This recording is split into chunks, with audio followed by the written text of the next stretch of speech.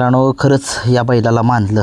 ज्या बैलाने सबंध महाराष्ट्रामध्ये त्याचं नाव केलं, त्याच्या मालकाचं नाव केलं, अजूनही करतोय. आज भुकुम या ठिकाणी आज मैदान पार पडतंय. त्या मैदानामध्ये तुम्ही बघितलं, आज बकासूर आपल्याला महाराज सोबत पळताना दिसला.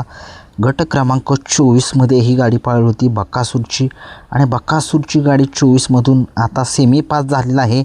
सेमी जो आहे तो सुट्टाच काढलेला आहे बकासूरने, आणि दाखवून दिले सबंध महाराष्ट्राला की त्याला का म्हणतात 12 वेळा हिंद केसरी. तो का एवढा हिंद केसरी बैल आहे, का एवढं आता समुद्रपार त्याचं नाव घेतलं जातं, त्याचे एवढे फॅन फॉलोइंग का आहेत. माणसं हारला तरी ते जेवत नाहीत, असा हा सगळ्या महाराष्ट्राचा लाडका बकासूर. आणि महाराज आज कसा पहिरा झाला, कसं कॉम्बिनेशन झालं हेच काय समजत नाही आहे मला.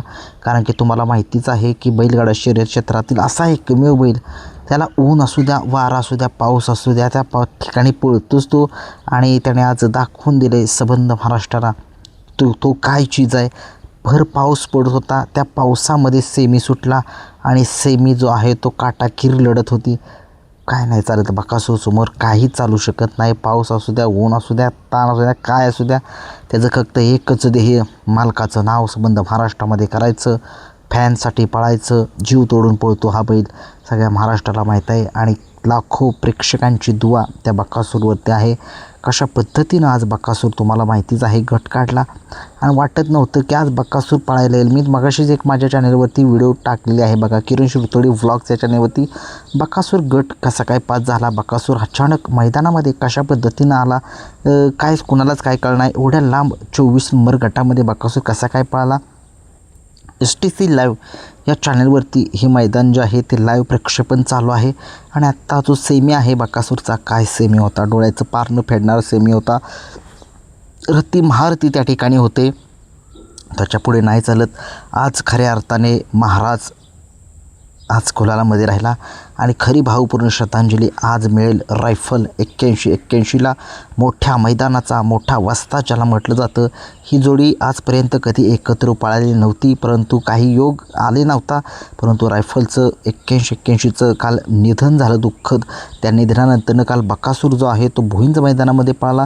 बकासूरचा सेमीला पराभव झाला. सगळ्यांना वाटत होतं बकासूर गुलाल घेऊन रायफल 81ला भावपूर्ण श्रद्धांजली देईल, परंतु बकासूरला नियतीला ते मान्य नव्हतं. बकासूरचा पराभव झाला. परंतु आज पुन्हा एकदा बकासूरने दाखवून दिलं आहे, तो जरी एक रायफल 81 सोबत जरी नसेल पळाला, परंतु आज खरंच खऱ्या अर्थाने आज रायफल 81ला एक भावून श्रद्धांजली. महाराष्ट्रातला सगळ्यात मोठा बैल बकासूर आज महाराजसोबत कसा पहिरा जुळला, कारण तुम्हाला माहितीच आहे जवळ आहे, भुकुम त्यांच्यापासून जवळ आहे.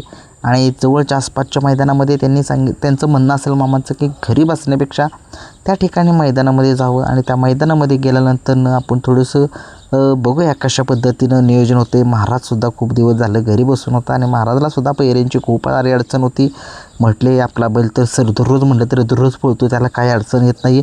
आणि तसं हवा वगैरे तिथं चालू होती, उन्हाच्या ह्याच्यामुळेच त्यांनी नेला असेल. ऊन नसेल त्याच्यामुळे, ढगाळ वातावरण असेल त्याच्यामुळे त्याने ठिकाणी आज त्या ठिकाणी नेला.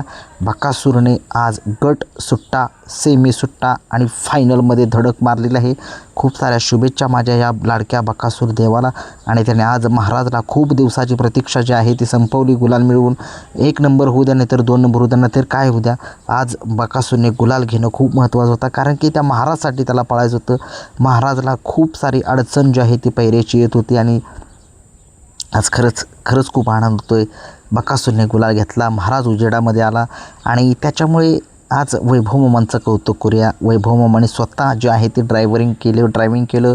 काय होतं, ड्रायव्हर बसवायचं म्हटलं की बकासूर कुणालाही चालू शकतो, परंतु महाराज चालणं अशक्य आहे. महाराजला एवढं ट्रेन नाही आहे दुसरे ड्रायव्हर. आता वैभव मामांच्या हाताखालचा आहे, त्यांना माहीत आहे की महाराजला कुठनं कसा पळवायचा, कशा पद्धतीचं स्पीड वाटतं. आणि तशाच पद्धतीनं आज वैभव मामाने स्वतः ड्रायव्हिंग केलं. आणि बघितलं निकाल तुमचा जो आहे तो समोर आला.